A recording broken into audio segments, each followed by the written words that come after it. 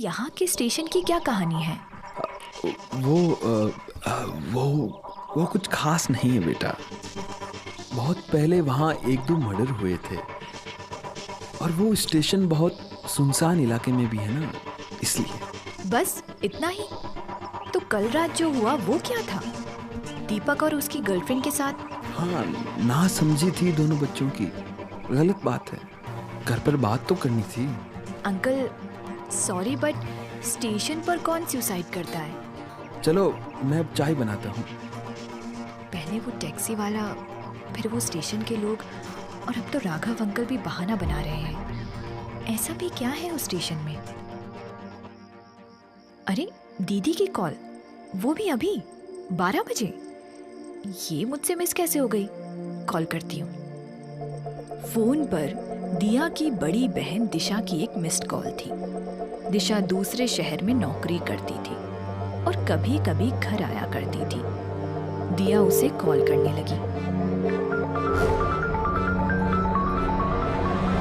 ये दीदी भी ना कभी भी फोन करेगी और जब मैं करूं तो बिजी हो जाएगी। अब कल बात करूंगी, बहुत नींद आ रही है। दिया एक आराम की नींद सो गई, इस बात से बेखबर कि अगले दिन उसके पूरे परिवार की नींद उड़ने वाली थी। काश कि उसने अपनी बहन को वापस कॉल नहीं किया होता। जहां से ये कहानी शुरू हुई थी, अब दिया को कहाँ पता था कि ठीक उसी वक्त दिशा उस भूतिया स्टेशन में उन मुर्दों से छिपी हुई थी। और दिया की उस कॉल की वजह से ही दिशा का मोबाइल बज उठा था।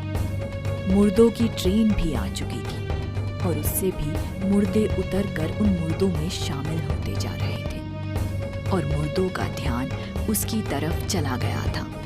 और तभी एक मुर्दा उसके ठीक सामने आकर खड़ा हो गया।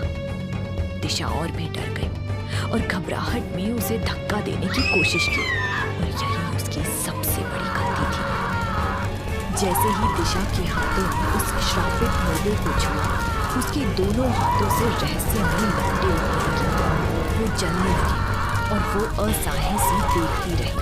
वो अब पूरी तरह जलने लगी और वो वीरान स्टेशन गूंज उठा उसकी चीखों से। यही थी मुर्दों की विशेषता।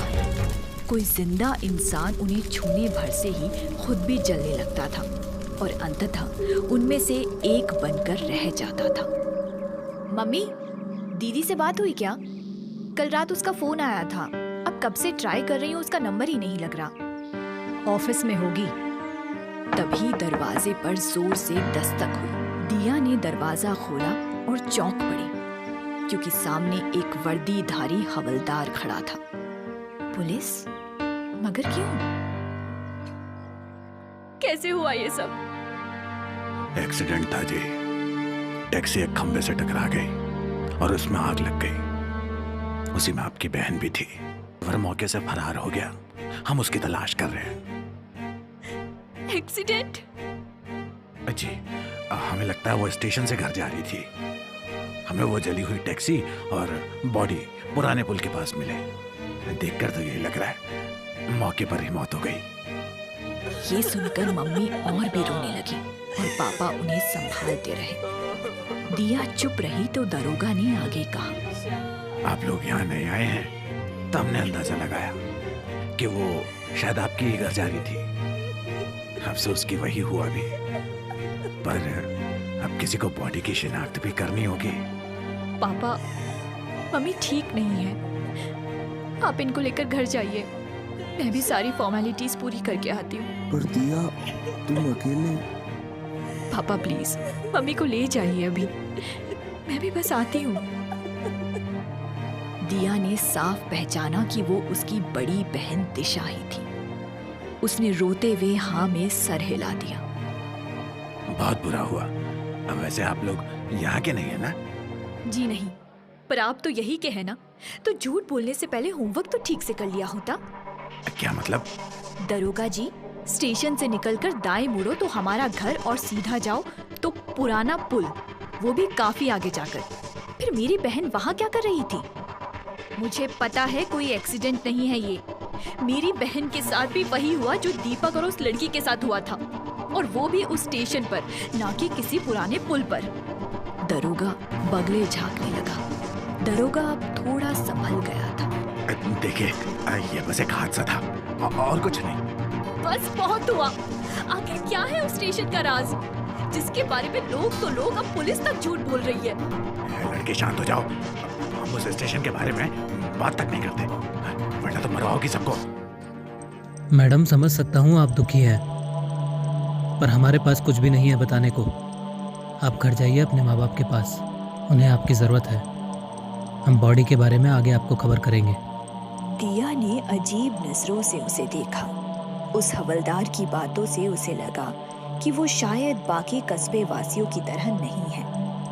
वो कुछ अलग था। शायद वो उसे कुछ बताना चाहता था, पर अभी नहीं। कम से कम दरोगा जी के सामने तो नहीं। कहाँ गया वो कमबख्त टैक्सी ड्राइवर जो उस रात हमें स्टेशन से घर लेकर आया था? वही कुछ बता सकता है, उसे बताना ही पड़ेगा।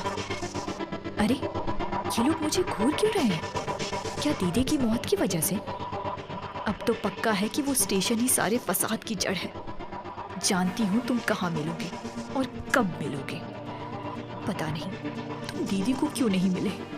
और दिया आखिरकार स्टेशन की तरफ चल दी थी, क्योंकि वो जानती थी कि कहीं और मिले ना मिले, उसे स्टेशन पर अकेला देख वो टैक्सी वाला जरूर आएगा।